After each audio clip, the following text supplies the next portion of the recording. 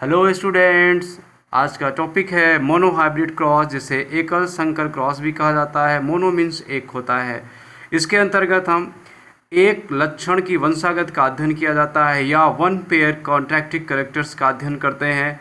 Mendel ने जिन लक्षणों को लिया था अपने प्रयोग में, उसमें किसी एक लक्षण का अध्ययन किया जाता है। लक्षण के लिए जैसे पुष्प का रंग लिया गया, इसमें दो कॉन्ट्रैक्टिव कैरेक्टर्स हैं।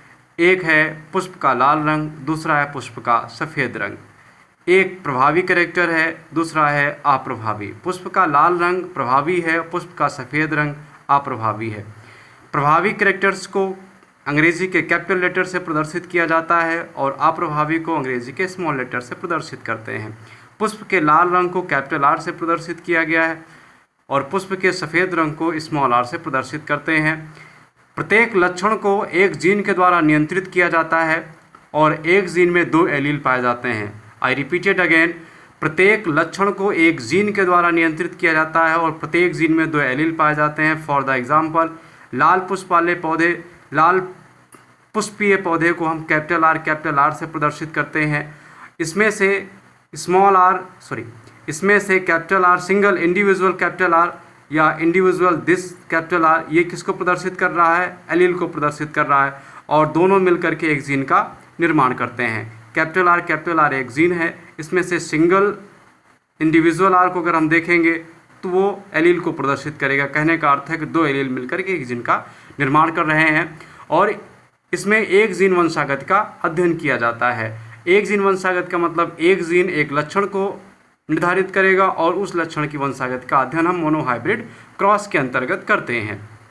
उदाहरण के लिए यहाँ पर डिस्क्रिप्शन है मोनोहाइब्रिड क्रॉस का।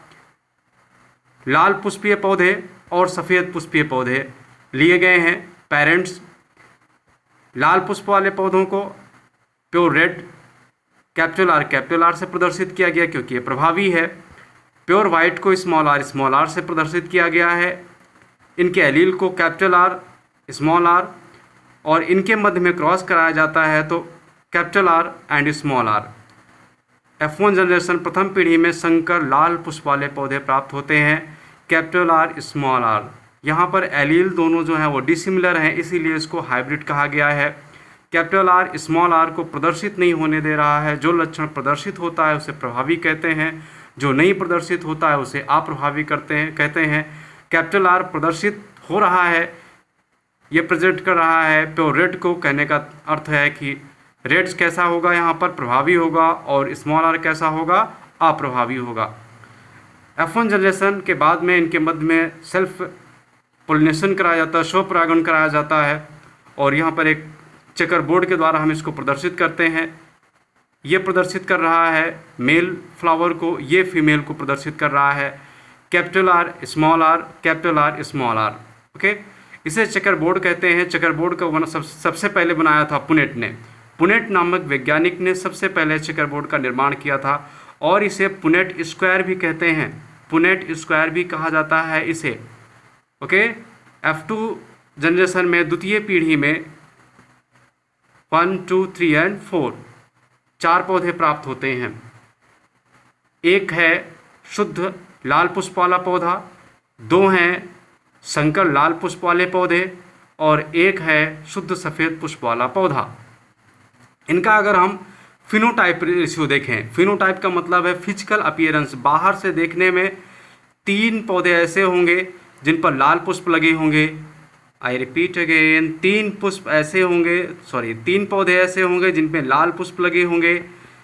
This is phenotype, physical appearance. बाहर से आपको स्पष्ट क्लियर हो जाएगा। ये है 3 और एक पौधा ऐसा है जिस पे सफ़ेद पुष्प लगे हुए हैं, दिस इज़ 1। तो इसका जो फिनोटाइप रेशियो हो जाएगा वो क्या हो जाएगा, 3:1 हो जाएगा, 3:1 हो जाएगा।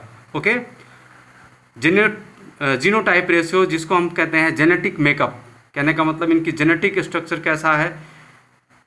1 हियर सिमिलर एलील, कहने का मतलब है प्योर है। दो कैसे हैं यहाँ पर, हाइब्रिड हैं, डिसिमिलर एलील। और एक कैसा है, आल्सो प्योर सिमिलर एलील। कहने का अर्थ है यहाँ पर पहला कैसा है, प्योर रेड है, कैपिटल आर सिमिलर एलील है, this is 1. 2 here dissimilar allele hybrid, capital R small r, this is 2, and 1 here pure white. Then genotype ratio will be 1:2:1. Phenotype ratio कैसा होगा? 3:1 का होगा. जीनोटाइप कैसा होगा? 1:2:1 होगा.